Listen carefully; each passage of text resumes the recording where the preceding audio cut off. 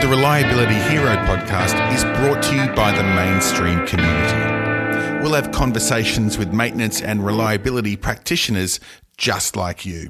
People who literally make stuff work on an industrial scale and also keep economies moving. Why hero? Because asset management tamely describes the risky and important work that you do, where a single misstep can cost millions of dollars and possibly lives. And because few things excite you more than making equipment and machines do more than they were ever designed to do. Faster, safer, longer, and more efficiently. I'm Andrew Daddo.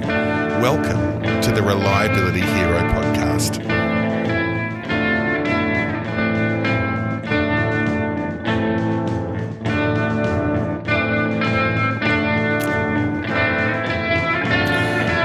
This time on Reliability Hero, Lieutenant Colonel Dave Wilbur. He will be at Mainstream in Melbourne in August. That's next year.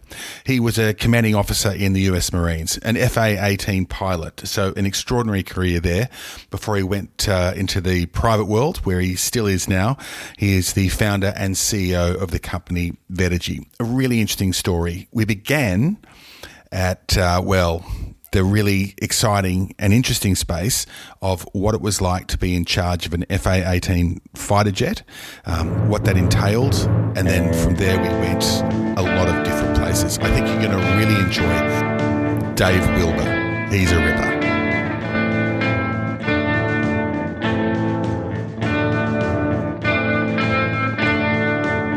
Right now, as you mentioned, I'm with the Vetigy Group, which I founded actually because of the experiences I had as a Marine officer and an F-18 pilot.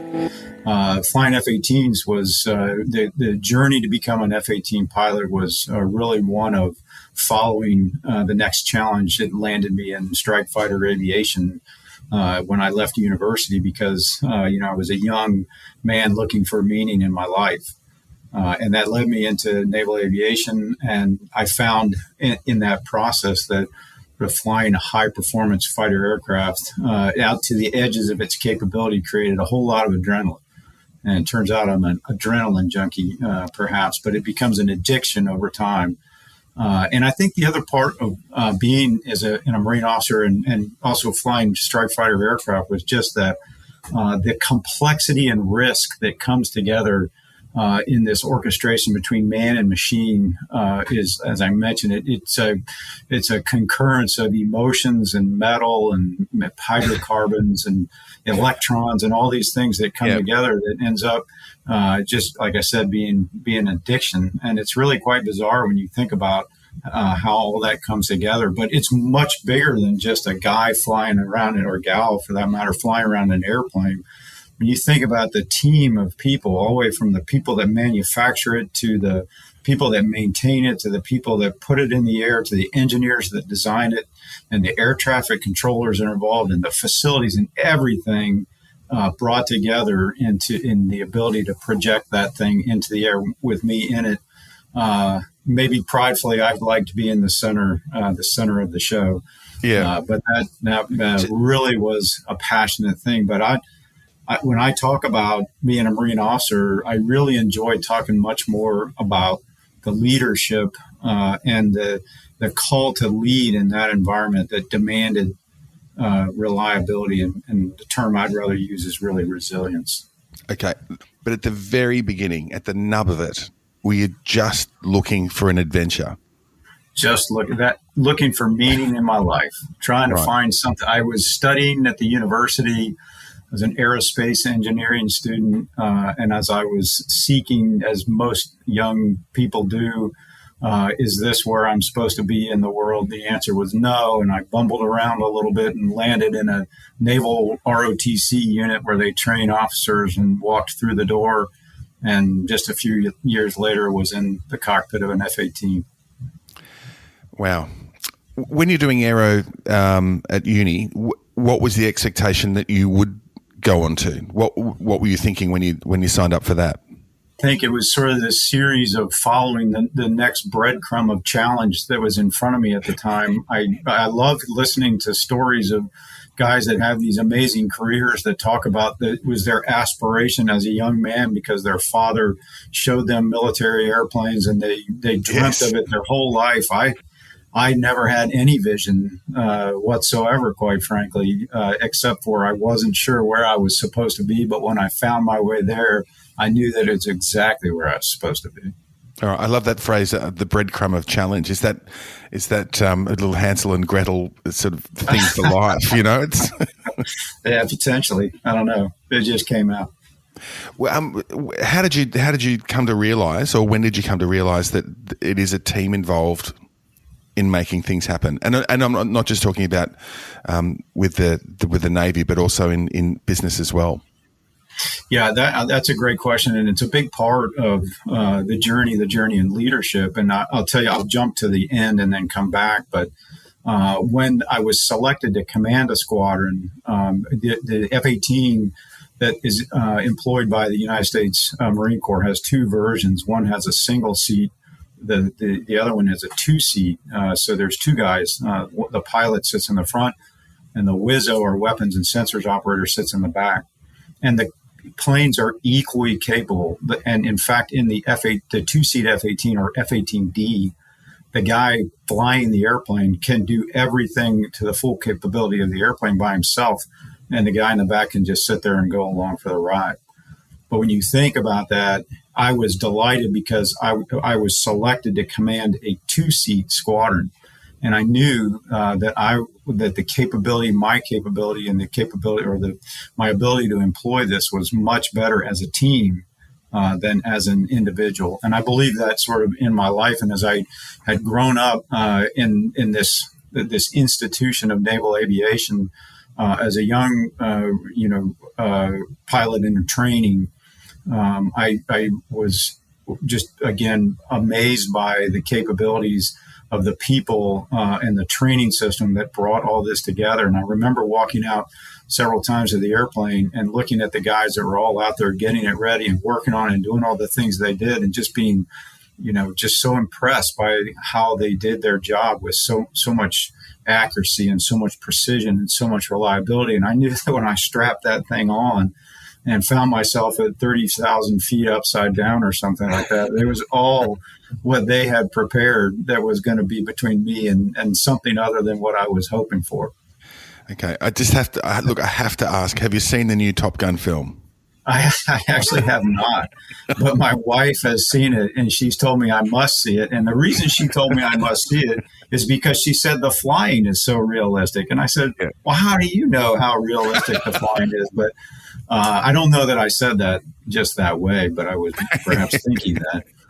Now, I think she is more qualified than some are to determine the accuracy of the flying, but I haven't seen it yet. Okay. But I will. All right.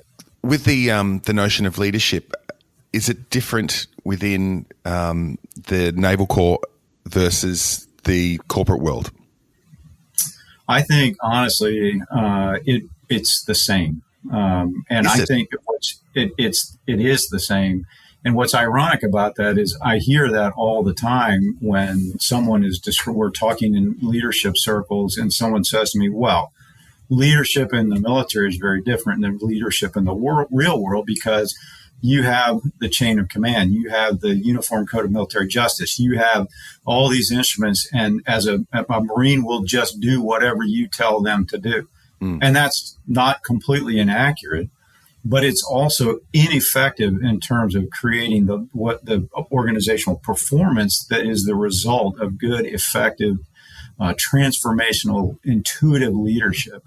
And at the end of the day, you have people that are in the face of risk that have to do things with equipment within process in order to deliver on the core competence. They're wearing PPE, they're tired, they're dirty, and all those types of things. And they respond in that environment to the exact same attributes and characteristics of good leadership. Okay, then. So good leadership is good leadership regardless of where it is. So maybe, I know this is not a word, but then what about the fellowship, right? If you've got leadership on one side and the people that you're leading, is that different from the armed services compared to the corporate world? Because I would expect that it's that two very different reasons for following, and one's a paycheck, and at the beginning certainly, and with younger people, it's a paycheck. It's not saving lives, or it's not understanding your place in the machine. I don't think that people are people at the end of the day. We're all human beings, and we're motivated by very similar things. And if we can access those deep parts of the why and the purpose and who we are, we'll get the same result. Now, there is no question that the rules are different, and the tools that are available to get people to behave themselves in the military look very different than what they do in the private sector. But at the end of the day, I do believe leadership is leadership, and using those same characteristics of purpose and meaning and engagement out of leaders will generate the same results regardless of the rules. Okay, so purpose, engagement, and meaning. Do you have to change the way you employ those with different groups? Well, the people will respond to a leader who's authentic. I was when I was selected to command a squadron, which is rare, and I was the worst choice to command a squadron. By the way, I was as surprised as everybody else. Now you are sounding like you're from Top Gun.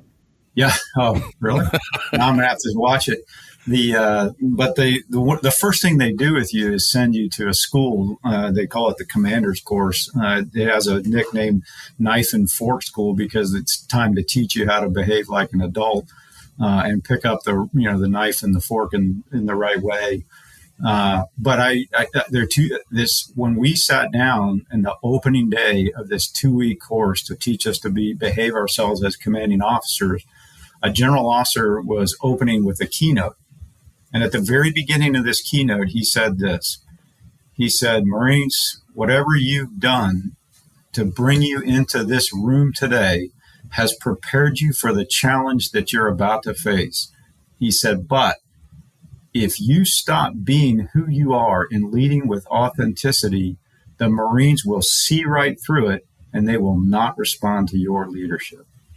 I don't even remember what his name was. Yeah. I don't remember anything else he said after that and I don't remember anything that happened the rest of that time, because I was so mesmerized by that statement, thinking I have to be authentic or they will not respond to me. And who am I? What is my authenticity? What is this leadership that will represent the true me? And I will tell you that he was 100% right. And I listened to that and allowed that to guide me as a commanding officer. And it goes back to that engagement that we're talking about. I engaged them. I cared for them. I loved them, quite frankly. And they respond to that leadership just like people do in the real world. So maybe that's one of the keys for people as they train the younger folks coming through, is to remind them that they are important as they are, and it's not a matter of rebuilding in my likeness, but maintaining your likeness as you go forward. And I'm not sure that's something that happens a lot anyway. I think so as a young officer, joining my first gun squadron, as we call it, that's the operational. That's when the airplanes are no longer red and white; they're gray, and they carried bombs and stuff. Your primary job is actually not to be a pilot. Your primary job is to be a leader, and in your spare time, fly the airplane. And so they assigned me to what's called the airframes division in the maintenance department that maintained the metal and all the structure of the airplane and several other things. And I had just walked in the door and I had no idea how to lead. And I had a division chief. And I went to meet my division chief and I asked him to close the door, and we sat down and I said, I don't know what to do. You understand this machine. You understand these Marines. Help. And he said, "Well, if you'll just listen to me, I will teach you and pay attention, and I'll show you what to do." And I did exactly what he told me to do. And that was a model of leadership that was going to going to lead me all the way through my career, because at every level, the position that I was put in, I did exactly that same thing. I found that guy and I followed him until I had what I needed to effectively lead. So how hard do you think it is for young men and women to actually ask for help? Because I think it's probably always been hard, but maybe it's getting harder. I think so, but part of what we've found now, because we're talking a little bit about some of the things that I'm spending a lot of time on right now, is helping leaders come to that realization, is they don't know any better. They're not given permission or the language of leadership that it's okay to do that. And most people come into a leadership role thinking, well, now you're in charge and people just have to do what you say. And that's absolutely the opposite of leadership. That's more management. That's more direction. Leadership is very different than that. And people are never taught that. So believe very strongly that, like any technical skill that's out there, leadership must be taught and coached and developed, just like I was coached and developed by these men that were senior to me, junior in rank more often, but senior to me in their experiences. And I listened to them and I asked them for help, and they saw me as their leader at that point, not a follower. Okay. With maintenance and reliability, when things go wrong and things seemingly unrelated, what's the chance that the causes are actually related back to notions of culture and leadership? I'll tell you that when I took over that squadron that I mentioned, the squadron was, for all intents and purposes, had been shut down due to an audit, a logistics and maintenance audit, and too many programs were found to be off track, and they sort of deemed unsafe to fly, if you will. We started flying again, or we attempted to start flying again just a few days after command. We thought we got ourselves prepared. And we had to shut down the production schedule on day one because we failed to meet the threshold for minimum material readiness. And I felt like I needed to do some leadership, and I needed to inspire the Marines, and we had to power through this, and I had to explain to them the why behind what was going on. I had a big formation out on the flight line around the airplanes, and I gave one of the most motivational, compelling speeches I could come up with. And they all walked away happy, skipping. And I was walking with this group of 200 Marines back into the building. I thought, I'm the only one in this group that cares that we've failed to make our mission. Yeah. And I realized at that very moment that we didn't have a problem of operating discipline or design or theory. We had a culture problem. We had a leadership. We had a value system problem. I walked in, got the staff together. I sat down with my operations officer and the maintenance material officer and others, and I said, we're about to embark on a cultural change journey. And they said, how do you do that? And I said, I have no idea, but we're going to figure it out. And we did. And we didn't change. We didn't buy new equipment. We didn't write new procedures. We didn't buy new tools. We only changed out a small percentage of the people in the organization. And 18 months later, we were selected to fly in combat operations. We performed at 8 times the operating specification of a unit flawlessly, and we brought everything home and all of our people. And at the end of that, we were awarded the highest award in the type model series for sustained superior performance, without changing anything in the reliability constructs, just culture and leadership. We went from shut down and unable to make a flying schedule to the Hansen Award. Okay. Were you able to save money whilst going through that process? And I only ask that in terms of, because often when a company needs to save some money, they might go, look, let's shave maintenance a little bit, right? Yeah. You guys, you can have a Zito, not Makita tools or whatever it is. Right. So, they might. So was finance part of that process? I want to say yes, but I don't know. And the reason is the budgeting and the P&L requirements in a military flying squadron are very different. But we did have a budget we had to operate within, and we had a certain finite resource that was life cycle of the airplanes and all those types of things. And we exceeded all of our goals as well. All right. Do you remember any specific cultural changes that you made? Things that you can say, I went through plan A, B, and C? Well, it was very dynamic, I can tell you that. But the very first thing that we came up with, and I'll never forget it in that meeting, was that 3 weeks after that moment, we were deploying from our garrison location in Beaufort, South Carolina, to a desert location in the United States in Yuma or El Centro, El Centro, California. And we had 10 airplanes that we were taking out there, and we were going to write an 8 aircraft flow so that schedule that we build to fly and go get the training sorties that are required to train and prepare the pilots for readiness. I told the operations officer, we're going to take all the airplanes we can, which hopefully that'll be 10, but you're only allowed to write a 4 airplane flow, and you're only allowed to fly airplanes for 14 hours a day. And he threw his hands in the air and he's like, this is the only opportunity we have this year to go get this type of training, because we can't drop live ordnance in South Carolina. We have to go out there. I said, we're no longer going out there to train pilots. We're going out there to change the winning mindset of this organization. And if we can just execute half of what you have in mind and say we did what we set out to do, that's what I'm after. And he said, okay. And we almost didn't make it. We almost couldn't do the 4 airplane flow. But when we came back, I stood up in front of the Marines and I said, well done. You did exactly what we set out to do. We achieved 100% of our flying sorties. Well done. And I know that was a moment of inflection in that organization because they had a success.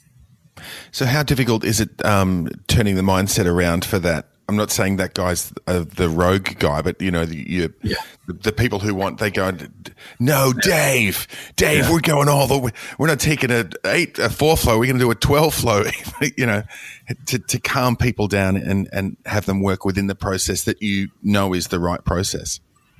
I think it's the important part there is for them to understand the why. And when I said we're no longer training pilots, we're reshaping the mindset of an organization.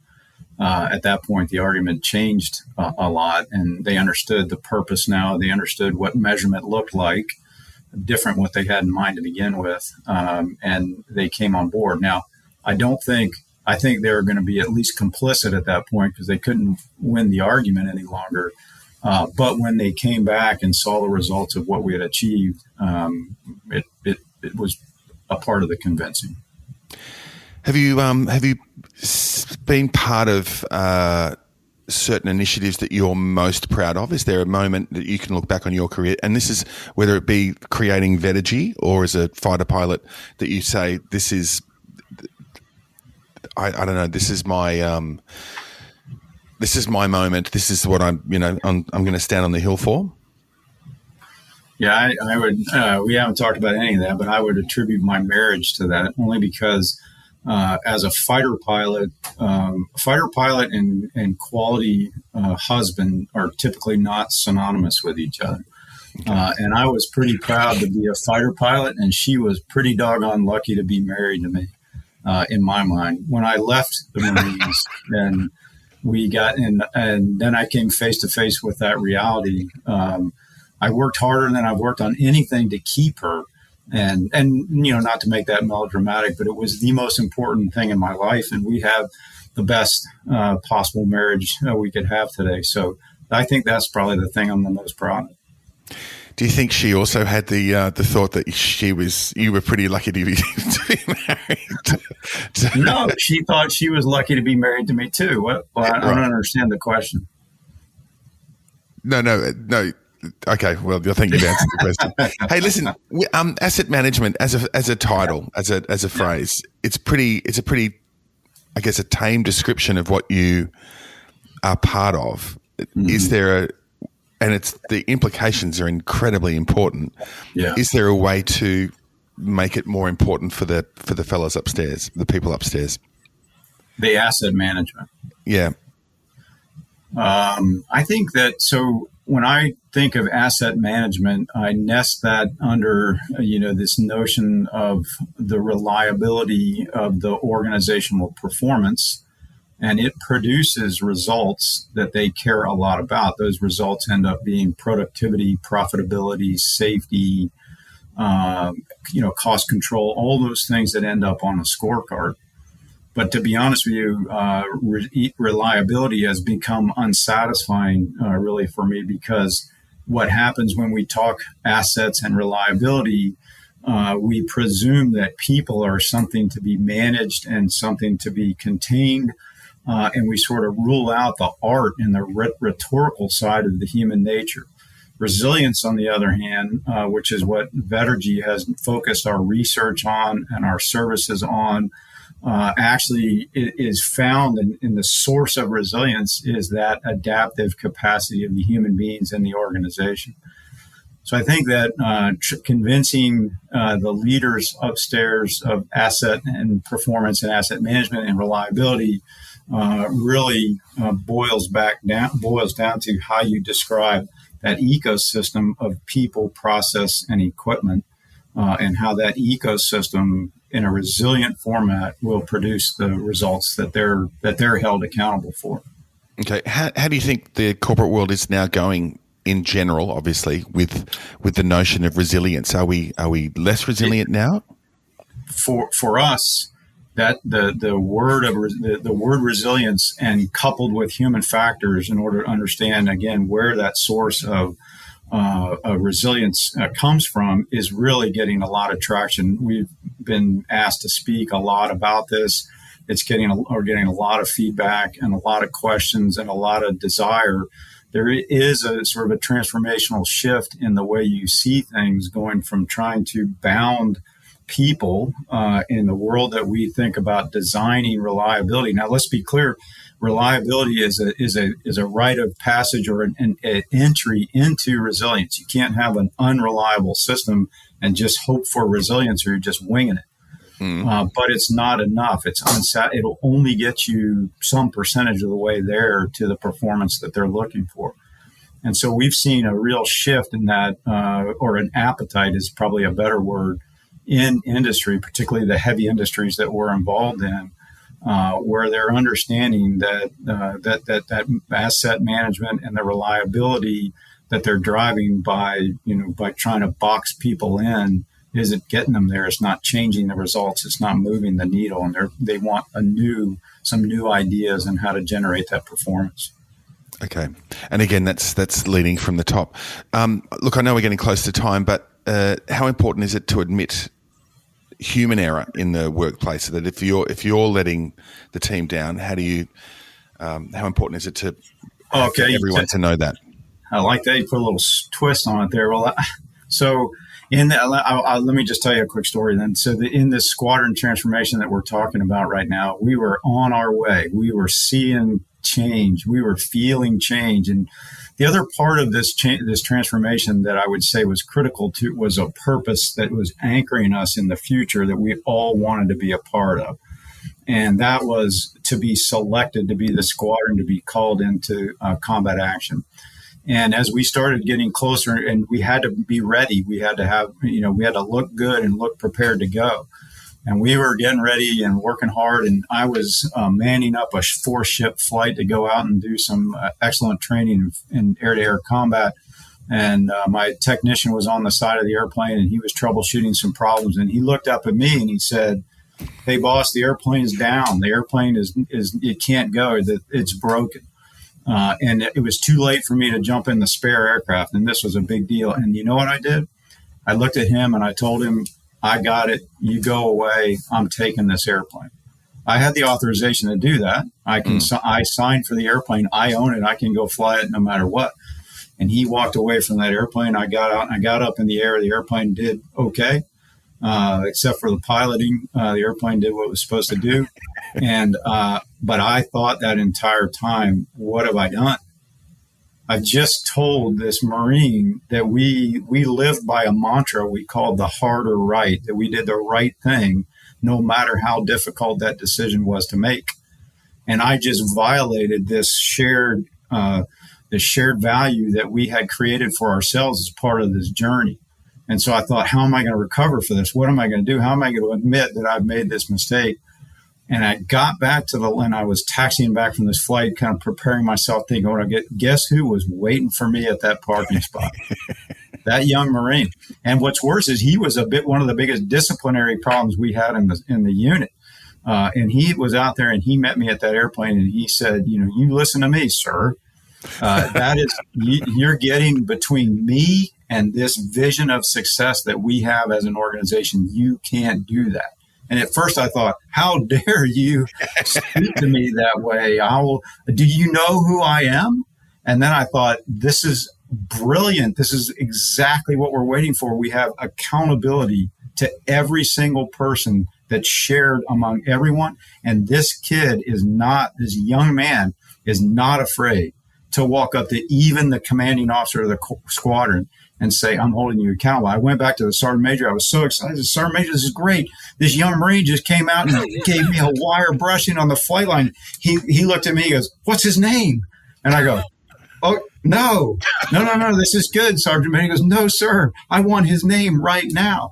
But part of the admitting to my mistake was that vulnerability to recognize that the mistake was something that was against a shared accountability that we had in the organization. And when he held me accountable, it really indicated that we had reached an amazing place in that culture. Yeah, I really like that phrase, anchoring us in a future that we all wanted to be part of. Yeah. Yeah. What about, Dave, when the mistake is not your mistake, the mistake is someone else's mistake, and having them accountable in an open sense? Can I tell a quick story again? Do we have time? Yeah. I love your stories, but every single one makes me think you have to see Top Gun. This is a really meaningful story to me. So one of the things that we did in terms of admitting to mistakes, because the ability to admit to your mistakes is such an important organic value of a high-performing organization, is that every Friday, the Fridays that we could, I say every Friday, but it was by design to be every Friday, we had Friday afternoon confessionals, we called it. And we would get all the air crew in the ready room and we would sit down, and I would always be the first guy to admit something I'd done that I wasn't supposed to do that week. And it was non-attribution. It was Monte Carlo. Whatever you said up there would never be repeated, or you would never be disciplined for what you said. Now, we would hold each other accountable to it, because of the second part, after you said I did something I wasn't supposed to do, you said, this is what I'll do to not do that again and learn from it. And of course, not everybody said it, but one time a guy stood up and he said, I had a hypoxic episode in the airplane flying home from a mission last night. And a hypoxic episode means he became hypoxic, and he could have been incapacitated, and by all right probably should have been. And of course that leads to a fatality and a loss of the aircraft. Blacking out, Dave? Is hypoxic, that blacking out? Sort of. You just lose all your oxygen to your brain. The first thing is you start acting like an idiot, quite frankly. And then after that, well, you've seen in maybe Officer and Gentleman when they do the patty cake, and they're next thing you know, they're just throwing their hands around. That's kind of the first indication. And what had happened was the asset itself, we were having problems with canopy seals, and these canopy seals developed small leaks in them, and the canopy seal holds the outside air pressure in its place and keeps the pressure inside the airplane, so your body thinks it's at natural atmosphere. Well, he recognized it quickly. He put his mask back on, which, by the way, in accordance with the rules, you're supposed to have your mask on all the time when you're flying. It's just not the way things are practiced. So he admitted to what had happened, and the rule said we needed to write a hazard report to the community that said we had a hypoxic episode or a physiological episode. That went out. It's supposed to go from me as the squadron commander to the rest of the world. And the minute my boss saw that message hit the street, the phone was ringing. And he said, get over here to my office right now. Because he didn't like the scene that my squadron had released a hazard and shown that we made a pretty significant mistake. So I got to his office and he said, what happened? And I explained what happened. And he said, that pilot was flying without his mask on.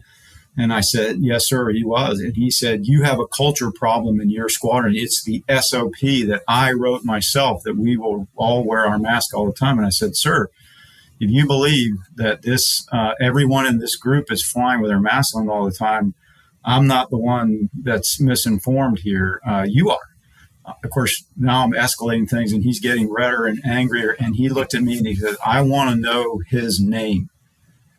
Tell me this guy's name. And I said, no, sir, I will not tell you his name. You can relieve me of my command if that's what's necessary. That's your decision. But my decision is, in order to preserve the culture that I have created in this organization, I will be accountable for this mistake, not the person that made that mistake. So he got mad, did what good Marines do, yelled, screamed, spit, and then threw me out of his office. And I left. And by the time I got back to that squadron, what do you think was already the word in that unit, in that ready room? They already knew about it. They were all upset. Yeah. They were all, first off, worried that I'd been fired, all these things. But you want to talk about something that galvanized my leadership in that organization. It was when I was held accountable. And there are other stories. There's actually a better one that I'm telling. But that galvanizes your leadership of that organization. So, related but unrelated. Let's take it to a more practical sense. If you're trying to create a team and you say, for instance, we're going to wear red shirts with rainbow the twill on them or something like that. Yeah. And half your team say, oh, I'm just not doing that. I refuse to. No, I've got an emotional issue with what you're asking me to do. And the rest of the team say yes. Do you let it run? Do you just say, okay, well, we're not actually all playing on the same team, or do you find a way to, or can you find a way to make everyone part of that same experience? Well, that's a great question. I think that you have to do everything you can to make everyone a part of that experience. And another quick story comes to mind, but it's a little bit different than wearing red shirts.